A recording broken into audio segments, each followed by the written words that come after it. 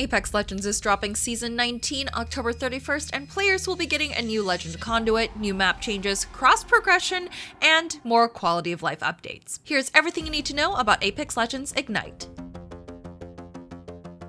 In order to enable cross-progression for Apex, all you have to do is log in and a confirmation will pop up for you to accept. It's a painless procedure, and now you'll finally be able to earn XP for your battle pass and get rewards on any platform. Conduit is the 25th legend coming to Apex. She's the first Filipino legend who was a huge fan of the Apex games before she started to step into the arena. Conduit is a support legend with a focus on healing shields. So here's how her kit works. Her passive is called Save Your Speed. Conduit gets a speed burst when she's facing her teammates' direction who are out of her tactical's range. So think of it as a variation of Bangalore's passive Double Time.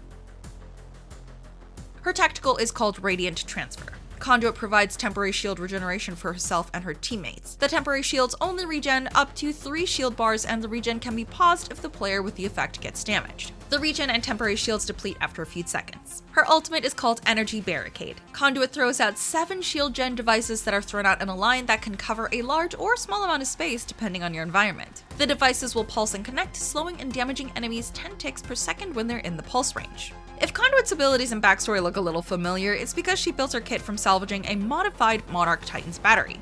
The battery is extremely radioactive and Conduit suffers from radiation damage, but she was able to build her Apex game suit around energy healing with the help of this Titan battery. The temporary shield ability being hit at the right time means the difference between winning and losing a fight. The planet Gaia that Stormpoint exists on was hit by a major storm that damaged the infrastructure. So Stormpoint now has several POIs that have been destroyed and rebuilt to provide energy to the planet.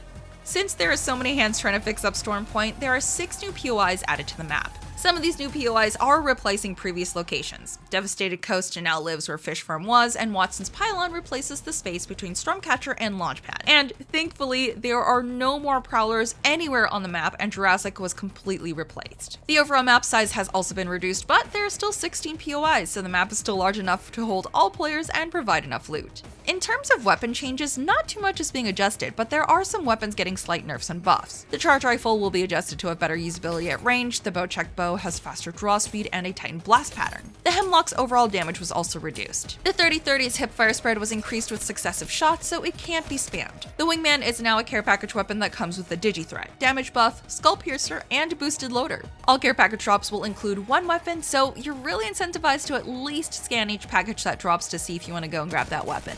The craftable weapons will be the R301 and Volt, and there will be no more Digi-Threat crafting rotations, and the site will stay on the ground loot for the season. The turbocharger will be adjusted and reverted back to what it was previous to the last season.